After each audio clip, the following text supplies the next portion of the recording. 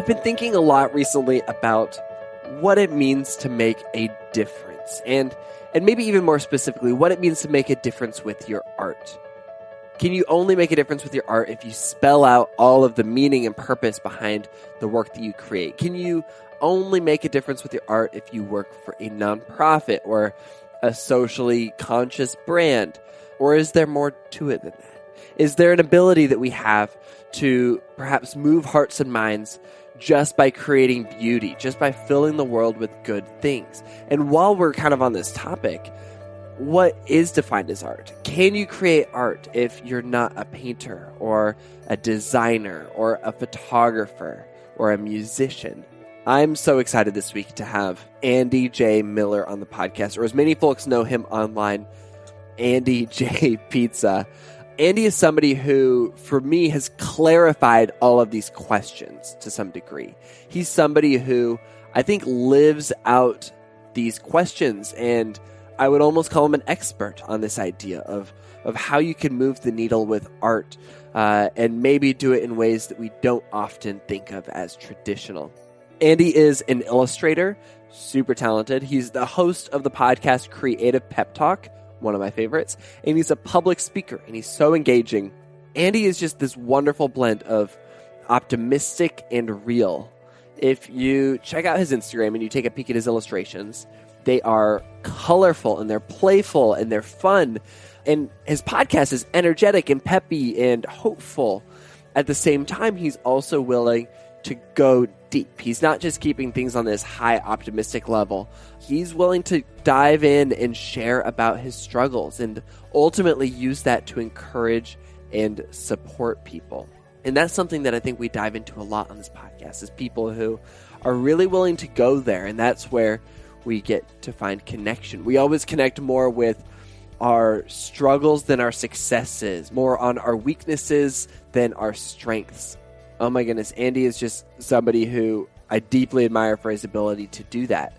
Andy is also kind of a big deal. He has created illustrations and done work for clients like the New York Times and Nickelodeon and Amazon and YouTube and Warby Parker. And I am pretty sure you've seen his work, whether you knew that it was him that did it or not. Andy is also the founder, like I said, of Creative Pep Talk, the podcast, which is just so wonderful and has been featured by Apple and BuzzFeed and Threadless. And he also released Creative Pep Talk, the book, in September of 2017. I'm not lying when I say that this is one of my favorite conversations that I've had in a long time. For those who are new, I'm Brandon Harvey. This is Sounds Good. This is the weekly podcast where we have conversations with inspiring people who are rejecting cynicism and using their lives to make an impact. Sounds Good is not your typical 3 Steps to Success podcast. We don't host this podcast for the sake of leaving you with bullet points on self-improvement. We just believe that our lives are more complex than that. And so we show up here on Sounds Good to ask big questions, dive into nuance, and learn from each other's stories. So without any further ado, I'm so excited to dive straight into this conversation.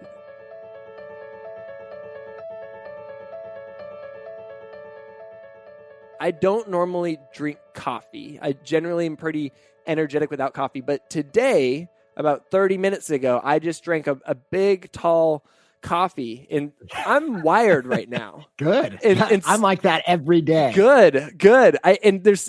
That's what I was kind of thinking. There's some episodes where if I was wired, I think it would be disrespectful. I think it would just be a weird fit where somebody's, sharing a lot of stuff and I'm really energetic, but I feel like you are somebody who your energy gives me energy. Just from listening to your podcast and following you online.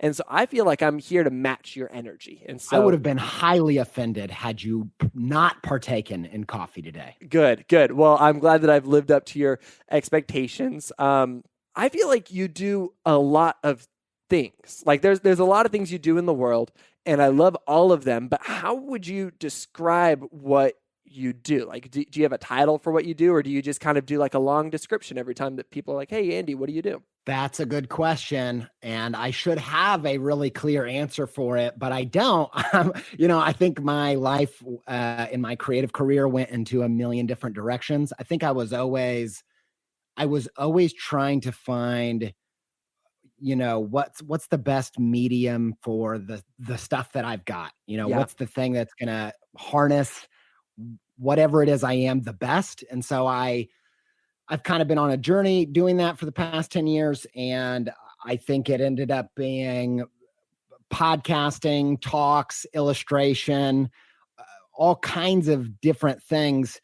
And I think eventually I got to the point where, it's probably cliche by now, but the whole start with why Simon Sinek thing, I think at some point I transitioned from obsessing over what I should make and realizing that it was a lot more about the why I was making it. And so, I think over the past 5 or 6 years, I've become more and more in tune with why I'm making all of this stuff. And then how I'm making it and what I'm making is maybe less consequential. And so I would say ultimately the thing that probably defines what I do the most is that I draw invisible things and I'm concerned with invisible things. There's a quote that you'll hear Mr. Rogers talk about on that documentary that, what is it? Won't You Be My Neighbor? Oh, so good. So good. I just bawled like a baby watching that thing. And he says one of my favorite quotes of all time from probably my favorite book of all time, The Little Prince. And it's what's essential is invisible to the eye. And I think I'm the type of person that I'm not really into any of my senses. Everything that's sensory is not very interesting to me. I'm kind of lost in my head and lost in the big picture and the esoteric and the mystical. And that's what concerns me. And I think that it's easy for us to ignore the things that are beyond our senses when they're actually the most important. And so I kind of feel like whether it's podcasting or illustration or whatever it is I make, whatever the what is, the why is always the same. I'm always trying to elevate and remind people to take notice of the essential invisible things. So that's kind of why it's sprawled out into a million different things, is because I feel like that's a giant task and you need to come at it from a bunch of different angles, and actually trying my hand at different things kind of improves my ability in every different facet of the creative work that I do.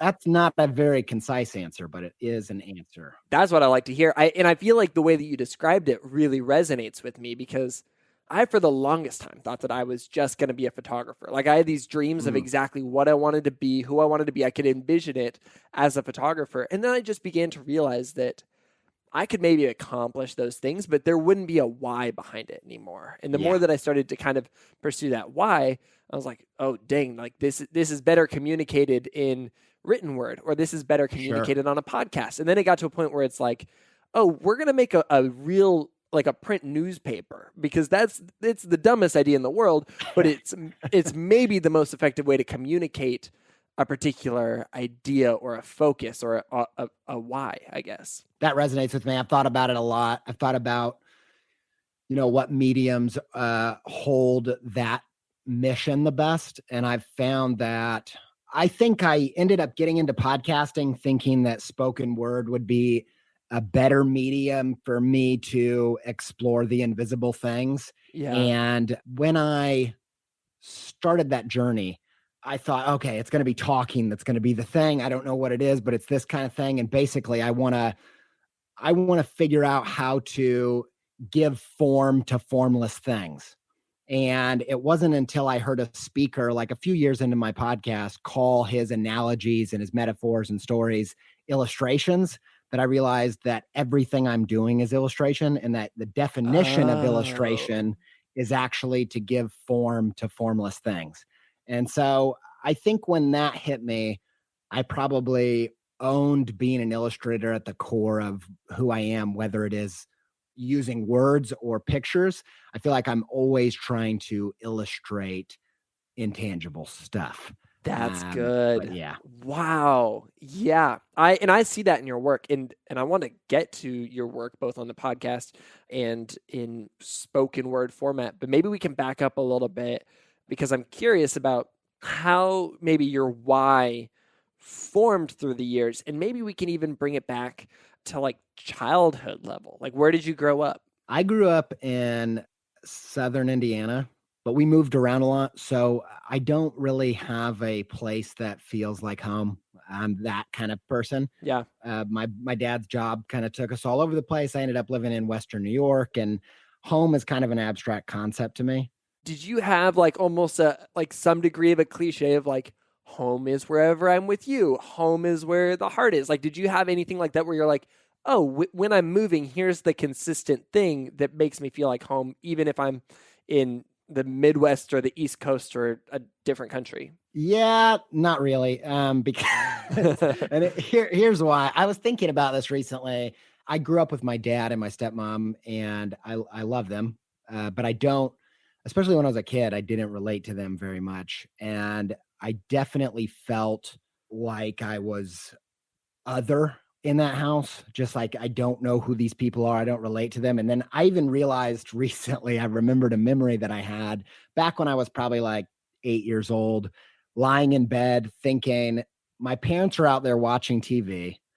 And it's definitely possible that when I go to bed at night, they take their true form as aliens. And when I walk out there, they magically transform back into humans, or fake humans. And so thinking about that, I know it's really sad, but it's also kind of funny. Thinking back to that, I think that was pretty indicative of how I felt about home and in life and all that. I think I always felt pretty weird. And yeah, and I think partially that was due to the fact that my mom wasn't around, and I probably relate most to her. So that probably had a lasting effect. Maybe that's part of the reason why I gravitated to inner worlds and kind of imagination and drawing and all that good stuff. Do you mind if I ask where your mom was? Yeah, I'm pretty public about it. I've talked about it a lot because, my relationship to my mom is probably the most formative thing in my life. It's the reason I do the podcast. It's the reason that I'm an illustrator, why I'm so driven as a creative person. She's never been diagnosed, but I'm fairly certain that she's also ADHD like I am. And, one of the things about ADHD that I think a lot of people don't understand is that one of the core factors is that we're easily bored and we hate being bored. And I don't know if this is exactly it, but she left two families, and I think it has a lot to do with like just boredom of like not wanting to be a mom, not wanting to be a parent, not wanting to be a spouse, and wanting to shake it up and go through a new experience. And she never could keep a job, and she was very inconsistent. I wouldn't see her that often. And so I think like as a kid, when I was really little, everybody in my life would be like, you are just like your mom. And I was like, that's amazing. My mom is incredible. She's loud, weird, funny. She she drew pictures and all. She was just like, I just thought she's the coolest person I know.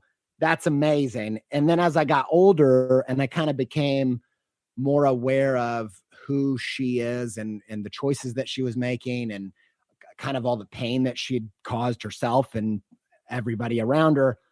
And I watched her actually kind of devolve from tragedy to bigger tragedy with drug addiction and all kinds of dire situations. Those early memories of people saying, you're just like your mom, became this kind of prophetic vision of doom over my life. So by the time I was in high school, I hated my part-time job, and I was okay at school, but I really hated it.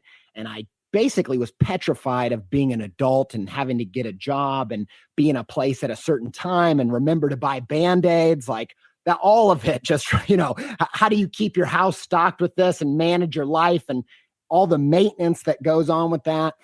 And I remember just thinking like, I am doomed. Like, I don't know what I'm going to do with my life. And I'm clearly just like my mom. I was like following in her footsteps verbatim. So that ended up being a thing that at some point switched from fear to drive. And I think that came from when I was about 17, and I was still, I was kind of just like passively doing drugs and avoiding school as much as possible, avoiding work as much as possible. having no real path, not really knowing what I was going to do with my life, but also just being petrified of being an adult. And around that time, I got a phone call from my aunt, and she said that my mom was in the hospital. This is a lot of information, but it's also stuff that I've talked about publicly. So yeah, I appreciate you sharing all of this. So I got this phone call, and it turns out she had a all day seizure, and no one had known that she was having seizures. And it turns out that she had actually been given medication for it, but she wasn't taking it because it affected her drug addiction, and it was getting in the way. She couldn't get high with this medication. It ended up turning into this enormous thing. And so I went to go visit her, and she'd actually ended up having a tumor in her brain. They had removed it and ended up taking part of her vocabulary, the center of vocabulary in her brain out. So she'd lost most of her words. And that's a massive thing for her because, like I said, we're a lot alike. And she's a very expressive person. And so going to visit her when I'm 17, and she has all this stuff she wants to express to me, but she can't remember many words. Oh, yeah. And I remember her just saying something like, she's starting and stopping a bunch and then saying, I'm so sorry. And I love you so much. And that's all she could remember saying. And that crushed me because I loved her, and I do love her. But what was even more crushing was those words from my childhood, which was, you're just like her. This is you. This is going to be what your life is like. And so I think I went into a pretty dark time at that moment. And the weirdest thing is that something really stupid changed everything. And it was the band Modest Mouse. Really? I don't know if you've ever heard of that band. Yeah. So I got introduced to this band maybe a few months after that. And I loved the band, but what I loved even more was all of their merchandise, all their band posters, all their album artwork and t-shirts. And it was literally like finding a yellow brick road. It was literally like finding an extraordinary world opening up before my eyes to a future that I actually wanted to go to, because I thought, I think I could make stuff like this. I think I could have a future. And for the first time ever, I thought, I'm not afraid to grow up. I'm actually in a hurry to get there. And I think that that's kind of how everything changed. And actually, the moral of the story there, and it's one of my biggest fires in my belly, is that the people making those Modest Mouse posters have no freaking clue how much their work mattered. As far as I know, they were just doing what felt natural to do on this planet. And I'm sure they feel like it's inconsequential. I've sent them messages and told them, I've let them know to the best of my ability how much of an impact it had on me. But this is one of my... You found the actual artist of the posters? Yeah. Yeah. And wow. I messaged them and told them, and I tell them that I talk about it in my talks all the time. They're called the Decoder Ring Design Concern.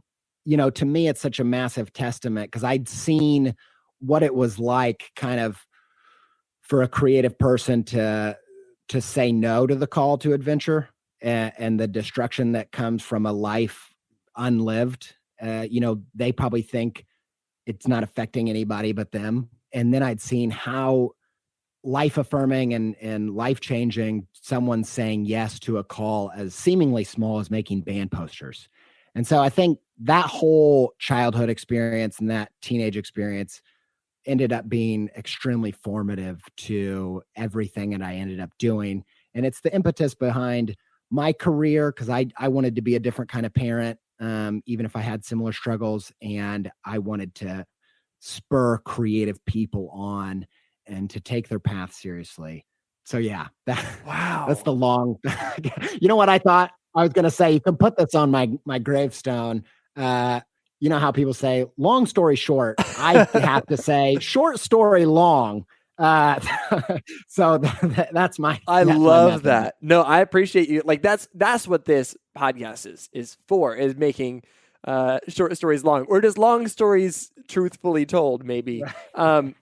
So in the ways that you were similar to your mother, and obviously the ADHD, but also just this generalized idea of wanting new things and also, the drug use and things like that. Do Yeah. you feel like that was more nature or nurture? Like it was like because you saw that modeled for you, you pursued that direction, or it's like literally probably in your genes? What, like, do you have an idea on which direction it was? I think honestly, I think the ADHD thing has a big factor. And, I think ADHD is something that's highly misunderstood. One of the things that, in the way that there's been a lot of awareness brought to autism over the past decade or so, I feel like it'd be great if that could happen for the ADHD crowd, because it's a neurological condition that's, been pretty heavily studied and understood. And I think our culture, it's kind of like when you say, yeah, I've got a little bit of OCD, or I've got multiple Yeah, personalities disorder, or I'm kind of bipolar, just because you're moody a little bit. I think that ADHD has a lot of baggage, I think and it's one of the so. reasons. It's one of the reasons I talk about it a lot. And so I think that's a big factor. I think, her childhood was different to mine, but honestly, we're not the same person. I've since realized I have a lot of my dad in me, who's like a Mm. successful business person, but I also think that I found a lot of good ideas that she didn't have. And how do you think that you broke that cycle, I guess? Like, how do you feel like, what do you think allowed you to perhaps take a different path or lean into the things that were a little bit different than what your mom had experienced? I could literally go down a million different things, because I have a lot of ideas of, what helped me maybe not repeat that. One of the things that I think a lot about is this idea that all of that pain and struggle, it feels like a hole is being dug in your heart. And in the same way that my mom was that for me, I had a lot of friends that were probably smarter than me, more creative than me, more talented, and then, got into tons of trouble and got into, the world kind of kicked them in the face. And that caused me a lot of pain to watch creatives go through that. And I think for the longest time, you're kind of just feeling like, man, this life, the universe is like digging a giant hole in my heart. And I think at some point I realized that it wasn't a hole, but it was a well. And that this is like a well of passion and drive that has been created from that wound. And I think that's a big part of it. That's a really beautiful metaphor. I feel like we circle around that topic on this podcast a lot, but I don't think I've ever heard it described like that. I think that's what a beautiful way of describe. That's really good. Thanks, man. Because I think a lot about why am I so driven, and why am I so passionate about helping creative people. And I really think it comes down to that, is that I think it just comes from, being a kid and feeling that kind of pain. It creates I think it can probably do a bunch of things. Some people feel so much pain, that hole gets dug so far that it goes through the other side and you just become empty. Some people go through pain that really destroys them and they never come back from it. And I totally understand that.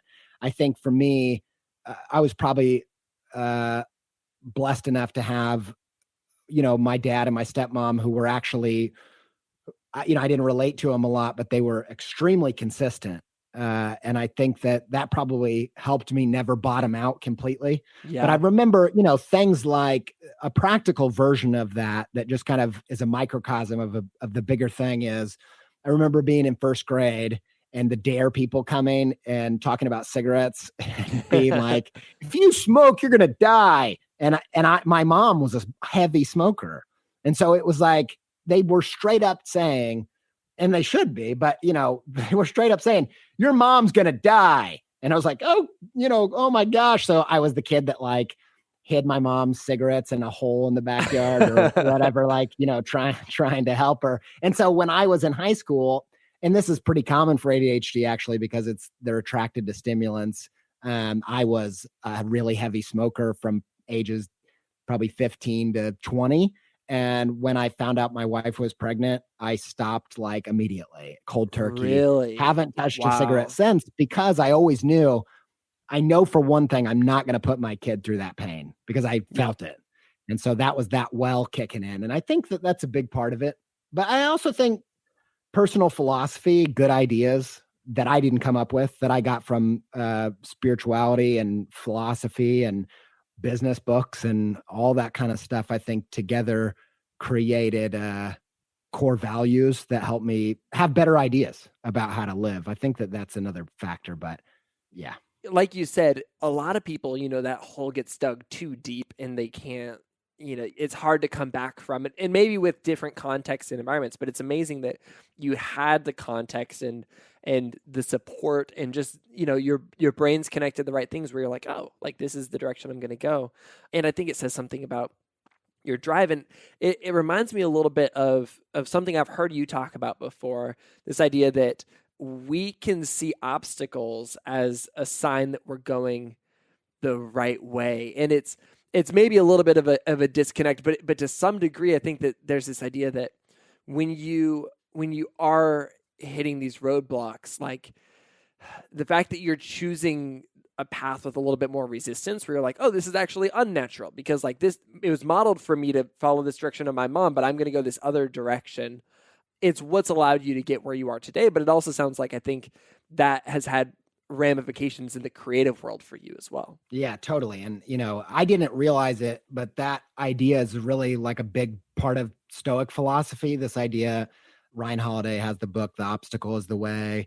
And I think that that's a big life lesson. That's probably a really different part of my personal philosophy versus my mom. I think I saw my mom hit resistance on things and just instantly turn the other way, where I've tried to train myself. I'm not always great at it, but I've tried to train myself that like, if there are booby traps still set, that means that there's still treasure. Like, and it's this idea in the creative world. I'm always telling people, I'm always talking about how, if there's like a paved road and a jillion tutorials on how to do this thing, like the treasure's gone. But if there's like skeletons and booby traps and people are like hiding their tracks and it's just straight up wilderness, like that's the path. And I call it obstatunity. And whenever you see an obstacle, see an opportunity. Like if I think we're trained in this day and age where if you Google a question and there is no answer, instead of thinking, whoa, I've stumbled upon an interesting question, I think you're quick to feel, oh, there must not be an answer to that question. And I must be digging down the wrong path. It must be a stupid question. I'm realizing right now that I feel like that's actually my default response a lot of times, where I really do see things and I'm like, there's billions of people on earth who have access to the internet. Somebody would have asked this if it was a meaningful thing. Yeah. But like, that's not true for everything. And oh man, that's such an interesting idea. I feel like in 2008, I felt like that was the peak of the world feeling massive to me. I feel like I was still in a point where I was discovering new music every day and you were seeing things on the internet that you'd never seen or heard about, or towns or places or ideas or whatever. And I feel like over the past 10 years, I think we've probably been overstimulated and we've lost our wonder because we're just inundated with so much crap all the time that we don't realize like Google doesn't have all the answers. And like everything that there's so much more to experience and understand about being a human than you could possibly contain on the internet. And I think that that's really inspiring to me because I feel like a few years ago, I started to feel really jaded about creativity and all that kind of stuff. And it wasn't until I flipped that idea of, if it's not on Google, like fantastic. Like that's where it's going to start getting interesting. Yeah. Okay. So how do we lean into a little bit more of that wonder then? Like, is there a practical way other than just like literally like when we wonder things, Googling them and then seeing if nothing comes? Like, is there a way that like we can train ourselves to change our mindset around this? One of the things I think a lot about is this idea of good taste. And I have a lot to say about it. I've been writing about it. I'm working on some stuff behind the scenes on this topic, but a lot of it has to do with having a metal detector developing a metal detector, so to speak, a spidey sense, if you will, for what's good, what lights you up, and stewarding that and taking notice of that. I'm not a good joke writer by any means. I'm quite terrible at it, even though I've I've attempted it and I've read books about it and I listen to comedy podcasts all the time.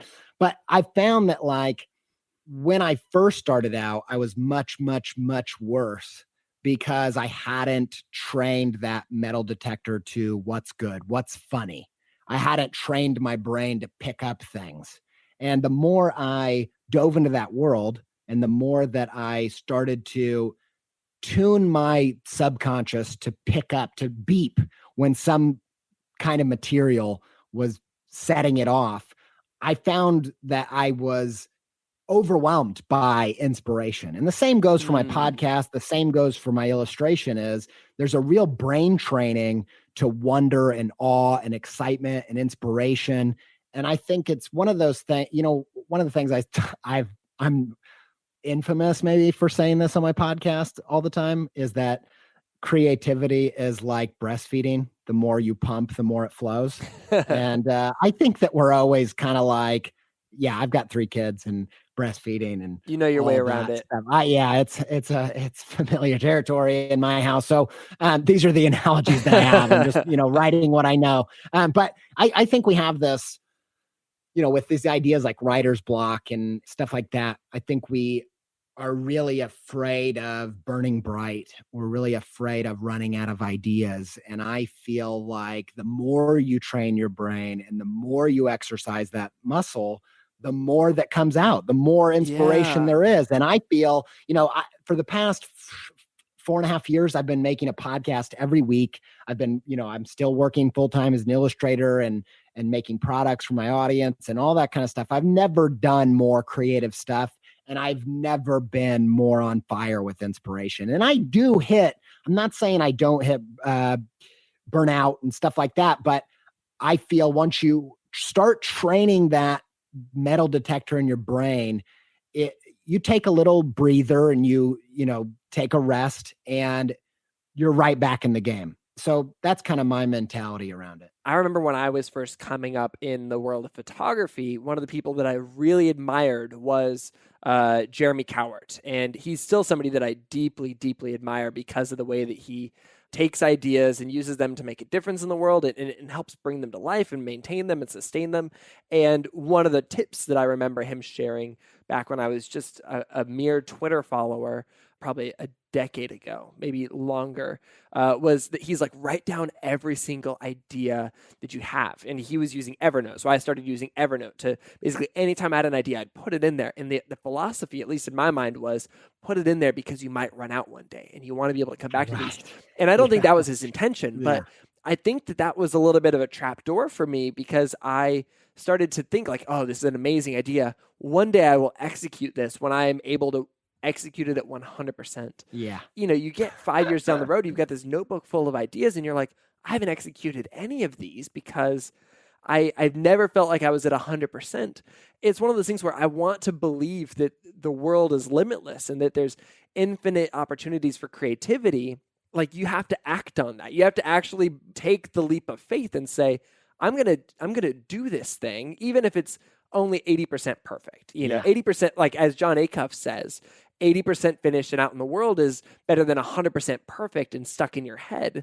That's what I'm hearing you say, is that you just have to have that leap of faith and actually take action on these things, bring them to the world.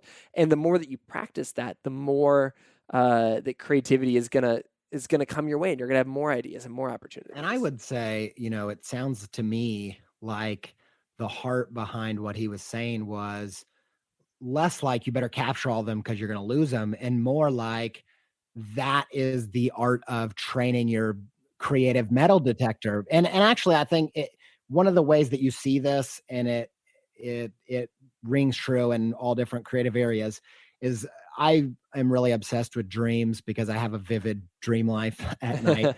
One of the things that they found in dream studies is if you make an effort, a lot of people say, I don't really have dreams. And the scientists are always like, yeah, that's not true. You just don't remember them. And the reason you don't remember them is because you don't value them.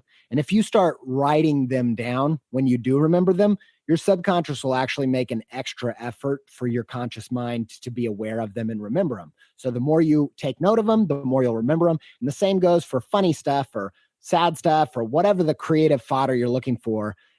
You really have to just poke your subconscious, make a little effort by writing them down and then also putting them into action. And I think the more you do that, the more your subconscious is like, oh man, you have no idea all the stuff that I'm noticing and picking up on. I didn't know you were interested in this stuff.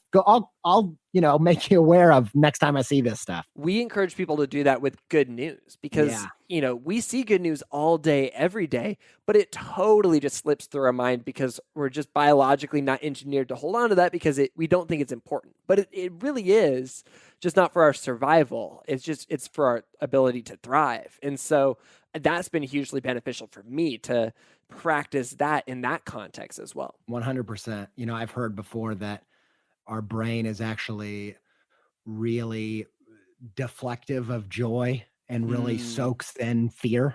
And that you actually have to have kind of a meditative practice around joy and really hold on to it and savor it on purpose. And then I think that's a thing that you can train your brain to do. But yeah, I totally agree. Switching gears a little bit, I want to talk about this thing that you kind of alluded to earlier, and it's just something that I've heard you speak about as well. You believe that artists can and do make the world a better place, and you're not just talking about like getting a gig with a nonprofit or getting a gig with a cause. You alluded to earlier the way that you could make a huge difference just by making beautiful things and putting them out in the world. I was hoping that you could maybe dive into where that philosophy comes from for you. Winston Churchill gets all these quotes attributed to him that he probably didn't say. So I have no idea if he actually said this, but one of my favorite quotes is, they're in the middle of the war and they come to him with the budget and they're like, we're going to have to cut all the arts programming. And he's like, well, if we do that, like, what are we fighting for? Like, what's the point of living if we cut all that? Like, we might as well just give up on the war completely because I don't want to be alive without the arts. And that's how I feel. I think for me, invisible things are what make life worth living. They're the love and family and, that the sense of family, the sense of home, all of these sorts of things. And they're all these really intangible things. And for me, art is the making visible of all those visible things, reminding us what life's really about. When you hear a really compelling story, I was a big fan of the show Parenthood. It's a really good example for me of every week. It was like the best things that you get from a funeral without any of the worst things, which was like, remember, your life is about your kids. Remember, life is about family and love and courage and bravery, all these invisible, intangible things. And it's so easy to get bogged down with the sensory and the tasks and the mundane. And I think for me, art is the great reminder. And also I think even beyond that, in a mystical way, I feel like it has the potential to, when you're talking about invisible, intangible stuff, you gotta freaking work your way around this weird amorphous object, right? To try to give some shape to it. But I think a lot about synesthesia, this idea that, these people that can see music or smell colors or what have you. And I think a lot about how the dimensions beyond our senses that, are above space and time, like where the source of existence and the real fabric of our universe lies. I think that's where things like love exist. And I feel as though in the same way that, a sound has a color associated to it, I think that there's a oneness beyond the sensory that is really impossible to nail down with the facts and figures. And to me, art has this ability to tap into that substance and ground us. And I feel like without art, it's really easy to get lost in this three-dimensional experience that we have. And so for me, whether it's a comic, a silly joke or whatever, art has this ability to connect us to our most human part of our brain. And, in the same way that you guys talk about bad news is, the reason why bad news is all over the news is because it speaks to the lower parts of our brain. It speaks to our animal brain, the part of us that wants to survive, our lowest kind of selves. And it's really easy through all kinds of cheap tricks to appeal to that part of being human. And to me, that's kind of the three-dimensional experience of being human, all the basics. And to me, art is the tool that we have as humans that we can tap in and live into that unique thing that we have as a species, that thing, whatever it is that makes us different. I feel like art is the tool for meditating on that space and connecting back to that space, whether that's, bawling in the cinema or whether it's sitting at a stand-up show where we're all become one through this shared laughter. And for a minute, our hearts are all beating at the same pace. And to me, that's what art is. And so I believe heavily in that idea of what is the point of doing this life without it. So you talked about illustrations, and obviously you've got a few formats on how to illustrate ideas. I like this Seth Godin idea where he says that art is anything that's outside of the rule book, anything that's outside of the user manual. Yeah. For people who are maybe listening and they're like, oh, I'm not creative. I'm not an illustrator. I'm not even a speaker. I'm not, I've never really painted, whatever it is. How can we apply these ideas of how to use creativity and art to move the needle and move people and maybe even create more empathy and change minds and hearts? How can we do that outside of the traditional formats of, I guess, art? I'm going to go in two different directions with this. The first one is I really believe that anything can be art. And I know that sounds like a cliche, but to me, art is about really living into why you happen to exist at this point in time. What do you have to give, whether that's being a plumber or being a podcaster? I don't really think that it matters. I think there's a sensitivity. I think it's ultimately about sensitivity, which harkens back to that idea of taste. What is your sensitivity? And I think for me, this was something I grappled with, and I think it's something that every artist has to grapple with, is really owning your art, whether anybody else sees it as art or not. This came to a head maybe 3 years ago. I was already a full-time illustrator. That was something I'd done before I started the podcast. It was part of the impetus behind the podcast. And at that season of my life, I was kind of at a crossroads because all the time outside of my paid gigs were spent focusing on the podcast and then also trying to break into the kids' book world. And I came to this point where I realized I can't do both kids' books and podcasts right now well if I don't choose one. And I realized that I wanted to do kids' books because in my mind, and probably in the world's mind, they were a higher form of art. Totally. Yeah. You know what I'm saying? They have all the awards and they have all the setup, and who doesn't want a successful kids book and a Caldecott medal and all that stuff. and basically when you say I have a podcast, people are like, oh gosh, you have a podcast, especially pre-serial, all that stuff too. It's what, how do I do that? What is that? Yeah. And so, it came with all that. There was none of the glamour and of the art of picture books, all the romance. And I think at some point I realized that art is about impact, not glory. This is a thing I meditate on all the time. Art is about impact, not glory. And they kind of from the outside look the same. And that's one of the reasons why I think it's easy to fall into that path of, oh, I want the Caldecott, or, oh, I want, what Bob Dylan had, or, oh, I want to be the next this or that. And that romance and that glory is so distracting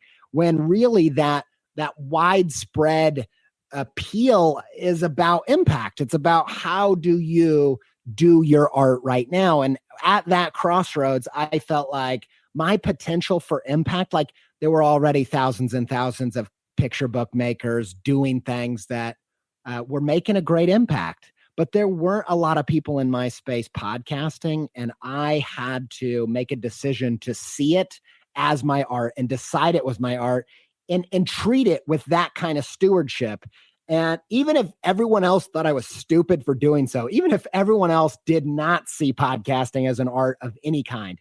And I think that was a real shift in my path. And I started handling the podcast differently. And actually, that's probably about the same time that it started to take off in a much bigger way. And so I think that's a big part of it. I think it's deciding anything that you feel like I'm here to do this. There's an artistry to doing that. And if you can approach it with that same level of sensitivity of how can I show up in the moment, bring something that's never been brought to this moment, that's necessary to this moment. All of that's the same thing it is to be on stage doing improv. That's the same thing that it is to be writing music. It's being in the moment and bringing what that moment needs, that other people aren't bringing. And so I'll say that's one side to it. The other side to it is I don't think I'm a contrarian, but I don't think any contrarian ever does think that. Well, that's why it's so hard to realize that you're a contrarian, because you've never owned it. There's a lot of like toxic mythology around creativity for me, where I think we have a lot of bad ideas about what creativity is. For instance, I think that we think creativity is about new, saying something that's never been said. And I don't think it's really that at all. I think it's more about coming to terms with what the conversation is right now and knowing what to say next to remind us of what we need to be reminded of. So it's really, to me, it's about old things. It's about, the things that have always been human, and taking stock of, well, what's the current conversation and how do I need to say this thing in such a way that it will feel fresh so that we can remember that old thing. Does that make sense? It's a little bit esoteric, so I apologize. I love that. I mean, I think about, when you take a Lin-Manuel Miranda and the way that he's, taking a medium that people weren't necessarily having political conversations and diving into what it means to be an immigrant or, a person of color and bringing that to a Broadway play. Like that's a unique format. And obviously, it's seen by the world as art, whether you're communicating a message or not on a Broadway stage. But like he took something traditional and did something completely different with that. Totally. And I think that comes with, this is one of the places I push back, and I want to explain my point a little bit, because I totally think that in order to make an impact with your art, you do have to show up and do something that only you can do. That's something that hasn't been done. But I think that doesn't start with breaking the rules out the gate. I think it almost always starts with familiarizing yourself with the conversation, understanding, on this date and time, what are we defining as good when it comes to pop music? What are we defining as good when it comes to theater? What's the definition right now? And that has a lot to do with fitting in and not standing out. Now, that's not the end of the equation, but I think a lot of people want to skip to new instead of familiarizing themselves with old and familiarizing themselves with now. And then I think, and only then, you start tapping into what I call predictive taste. And it's this idea of like, okay, if this is what's doing it right now, what do we need to hear next? If that's what's good today, what's going to be good tomorrow? And it's not just about fashion. It's about when it comes to truth, or it comes to being moved or touched or tickled by some art, those methods grow old and they grow stale.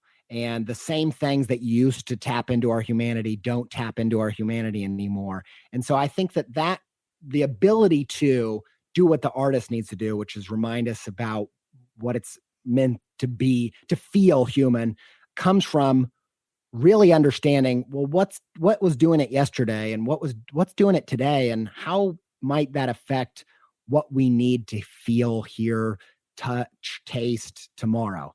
And I think that that's just at least in my experience, that's a different path to art than maybe the path that I was given or told. Yeah. So I think there's something there. It maybe even comes back to this idea that you shared so eloquently earlier, that it's about having taste and taking notes. And Yes. you're paying attention on a deeper level. You're looking at the past, you're looking at the present, and then your creativity comes from collecting all that data and then dreaming up what the future can be, and then having the skill set to make it happen. Yep, totally. I'm just having such a good time with this conversation, and I would let it go on forever, but I think that that's illegal. And so I guess I just want to wrap up with this question for people who are listening to this, and they want to move the needle with work that they create. They want to change hearts and minds, and they want to make a difference in the world. But this week they need a kickstart. They need an action step. What would you recommend? Because you've lived this and you speak on this and you share about this, and I just want the Andy J. Miller wisdom. Sure. So I'll refer to a book. There's a book called The Personal MBA by Josh Kaufman, and he talks about this study that these professors from, I believe, Harvard were doing on the core human drives.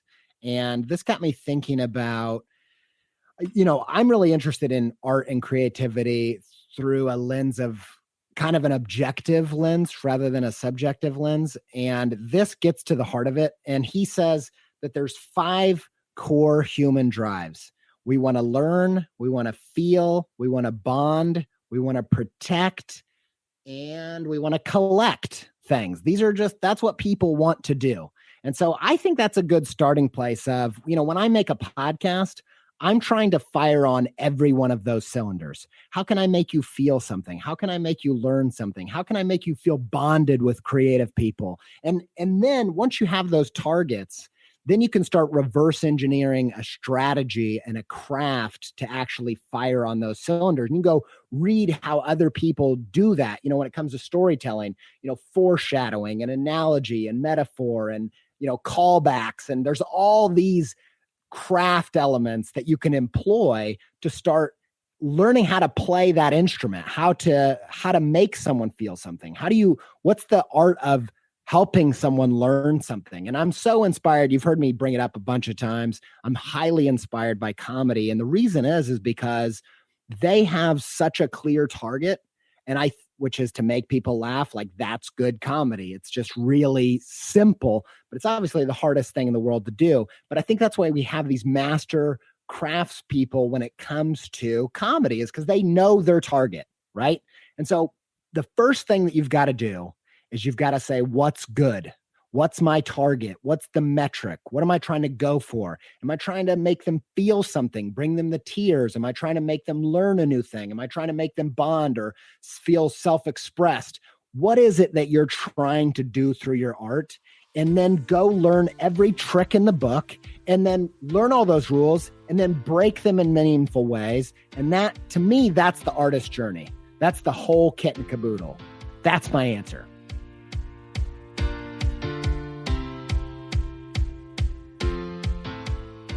Oh my goodness, truly, Andy is such a wonderful human to talk to, and it was such a pleasure to get to have a conversation with him today. I really want to encourage you to subscribe to his podcast. It's genuinely one of my favorites. I've been going back through the archives and listening to episodes that I had missed, and there's so many good nuggets in there, especially if you are somebody who is trying to make it in the creative world, or you need a little bit of a pep talk to help kind of kick you into gear to do the creative work that you want to do. And I have no doubt that if you don't consider yourself creative, there's still so much you can get out of it. He makes the show so fun. Absolutely check it out wherever you listen to podcasts. Creative Pep Talk. Also, you have to make sure to check out Andy's work. His website is andyjpizza.com, and his Instagram @andyjpizza is also amazing. I highly recommend you follow him there. If you're new to Sounds Good, we would love for you to stick around. If you enjoyed this conversation, you'd also love my conversations with Brad Montague, who introduced me to Andy. He's the creator of Kid President, among many other wonderful things. And also musician R. Lamar. You can find both of these episodes and more than 100 other episodes by searching for Sounds Good wherever you listen to podcasts. Make sure that you hit subscribe to keep on getting more inspiring conversations with incredible people delivered straight to your phone while you sleep. This podcast is created by me, Brandon Harvey, as a part of Good, Good, Good, a community that believes in the power of celebrating good news and becoming good news. Chad Michael-Snavely and the team at CM Studio edit and mix the show. You can get lots more hopeful stories on social media by following us everywhere at GoodGoodGoodCO. And I am everywhere at Brandon Harvey. Brandon is spelled with an E-N, a little bit tricky, I know. We also create a beautiful quarterly newspaper that celebrates the people, ideas, and movements that are changing the world for the better. It's a real-life newspaper. It's so fun to actually tangibly hold, and you can order it today. Check it out and see what else we do at Good Good Good at goodgoodgood.co. And on that note, that is a wrap for this week's episode. Go out and do some good this week, and we'll be back next week with another inspiring story from an incredible person. Sound good?